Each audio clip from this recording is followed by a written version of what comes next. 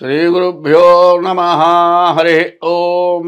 శ్రీ మహాగణాధిపతయే నమ. శ్రీ మహాసరస్వత్యై నమ. శ్రీగురుభ్యో నమ. హరి ఓం. యః కర్తా జగతాం భక్తా సంహర్తా మహసాం నిధిః ప్రణమామి తమాదిత్యం బహిరంతస్తమోపహం.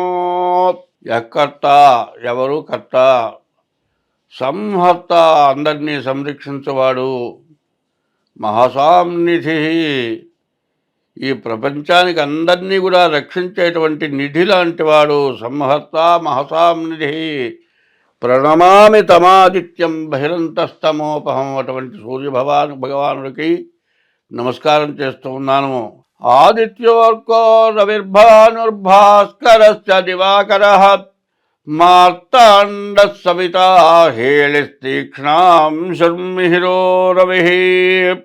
ప్రపంచానికి మొత్తానికి కూడా సూర్యులు అనేటువంటి వాళ్ళు 12 మంది ఉన్నారు. ఈ 12 మంది సూర్యులు ఎవరంటే మేషం దగ్గర నుంచి మీనాల వరకు 12 రాసులకు సంబంధించిన వారే అని చెప్పాలి సరిగ్గా ఆలోచిస్తే. అయితే ఈ 12 రాసులకి 9 గ్రహాలు ఉన్నాయి. ఒక్కొక్క గ్రహానికి 4 పాదాలు.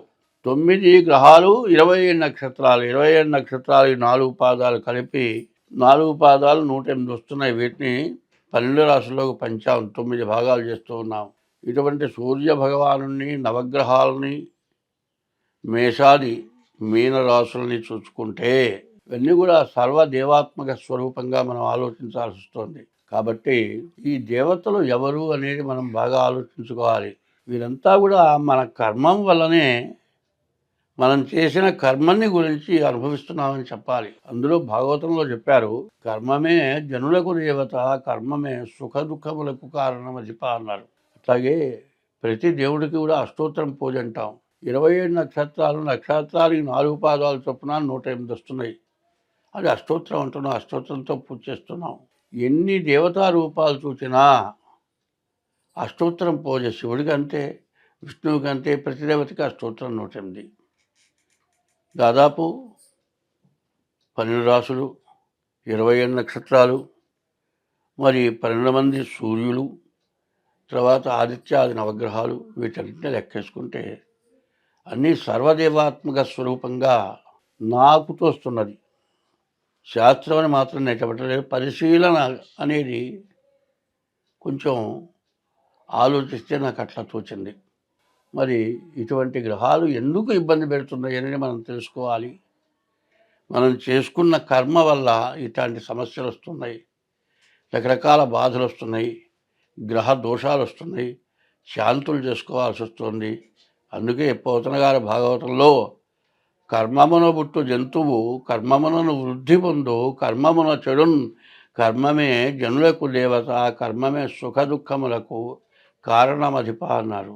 అదేకాదు ఇంకో చోట, మృతియును జీవనంబు ఇవి మేదిని లోపల జీవకోటికను సతతము సంభవించు సహజంబిది చోర హుతాశ సర్ప సంహతులను దప్పి ఆకటను పంచత నొందడి అట్టి జీవుడు వెతలను పూర్వజన్మ భవవేదనలందు చూకుండు ఎప్పుడున్నారు.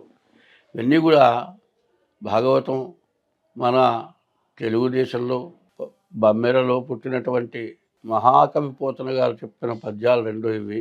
మరి దీన్ని బట్టి ఆలోచిస్తే దేవతలే గ్రహాలు, గ్రహాలే దేవతలు, సూర్యచంద్రులే భగవత్స్వరూపం.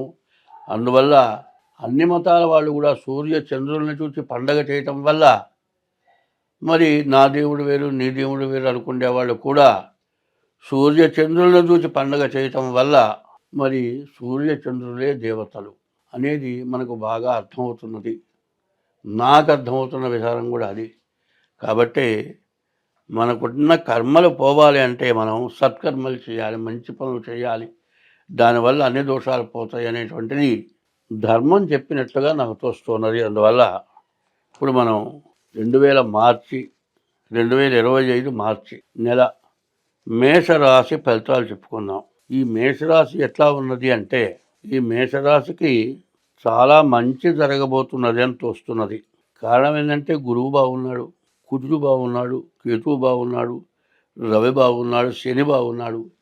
ఇన్ని గ్రహాలు కూడా చాలా మంచి స్థానాల్లో ఉన్నాయి. దీనివల్ల మనకు వచ్చే ప్రయోజనం, డాక్టర్లు కావచ్చు, వ్యవసాయదారులు కావచ్చు, మరి భూమిని పండించే వాళ్ళు కావచ్చు, ఇల్లు కొనుక్కుండే కావచ్చు, ఇల్లు అమ్ముకుండే వాళ్ళు కావచ్చు, ఇల్లు కట్టేవాళ్ళు కావచ్చు, ఇంటికి సంబంధించిన సామాగ్రిని అమ్మేవాళ్ళు కావచ్చు, విద్య చదువుకునేవాడు కావచ్చు, విద్యకి తగిన పుస్తకాలు ప్రింట్ చేసేవాళ్ళు అమ్ముకునేవాళ్ళు కావచ్చు, తర్వాత జ్ఞానబోధ చేసేటువంటి వాళ్ళు, మరి కాలేజీ లెక్చరర్స్, స్కూల్ టీచర్స్ వీళ్ళందరూ కావచ్చు.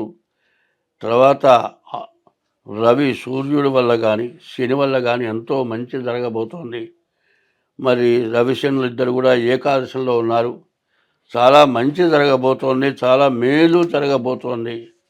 కాబట్టి మేషరాశికి ఎదురంటూ లేదు.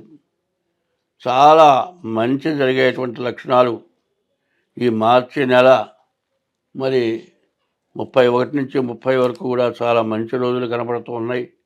కాబట్టి ఈ రాశి వాళ్ళు, ఇది గోచారం చెబుతున్నాం. ఈ గోచారం ఎట్లా అంటే అశ్వని, భరణి, కృత్తిక మొదటి పాదం వరకు మేషరాశి. ఈ మేషరాశి ఫలితాలని మనం చెప్పుకుంటూ ఉన్నాం. అశ్వని నక్షత్రం 4 పాదాలు, భరణి నక్షత్రం 4 పాదాలు, కృత్తిక నక్షత్రం 1వ పాదం. అశ్వని చూచే చూల అశ్వని, భరణి లీలు లేలో భరణి, ఆ అనే అక్షరం మొదటి పాదం, మృగశిర. ఈ 9 పాదాలు కలిసి మేషరాశి. నిజంగా చెప్పాలి అంటే మరి ఆ నక్షత్రాల్లో పుట్టిన వాళ్ళదే గోచారం అవుతుంది. అశ్వని, భరణి, కృత్తిక నక్షత్రాల్లో పుట్టినటువంటి వాళ్ళదే మేషరాశి. ఏదో వెంకయ్యో, సుబ్బయ్యో, పుల్లయ్యో పెడితే అది నా పేరు దండి, నా రాశి దండి అంటే అది నీ రాశి కాదు. ఈ అక్షరాలు చెప్పాను, అశ్వని, భరణి, కృత్తిక. ఈ 3 నక్షత్రాలకు సంబంధించిన రాశి మేషరాశి. కాబట్టి ఇది బాగా అర్థం చేసుకోవాలి. ఇది కూడా రాశి ఫలం అంటే మరి 25 వంతులే జరుగుతుంది. మిగతా 75 వంతులు కూడా మరి జన్మ లగ్నాన్ని బట్టి జరుగుతుంది. ఇది గోచారం. పుట్టిన సంవత్సరంలో, నెలలో, తారీఖు రోజున పుట్టిన టైముని బట్టి చెప్పేది జన్మలగ్నం. ముందుగా జన్మలగ్నం చూసుకోవాలి. జన్మలగ్నం రీత్యా చూడాలి అంటే మీ డేట్ ఆఫ్ బర్త్ ద్వారా చూడాలి. అది లేని పక్షంలో హస్త సాముద్రిక ద్వారా చూడాలి. కాబట్టి మరి 25 గాయకు 27 వరకు కూడా గ్రహస్థితులు, గ్రహగతులు బాగాలేవు. ఈ గ్రహగతులు బాగుండకపోవటం వల్ల అందరికీ కూడా సమస్యలు వచ్చేటువంటి లక్షణాలు బాగా కనపడుతూ ఉన్నాయి. అందువల్ల ప్రతి వాళ్ళు కూడా మీ డేట్ ఆఫ్ బర్త్ ద్వారా మీ జాతకం చూపించుకొని మరి మీ జాతక రీత్యా ఏముందో ఫలితాన్ని చూసుకొని దానికి తగినటువంటి శాంతి ఉపశమనాలు చేసుకోవడం చాలా మంచిది. స్వస్తి.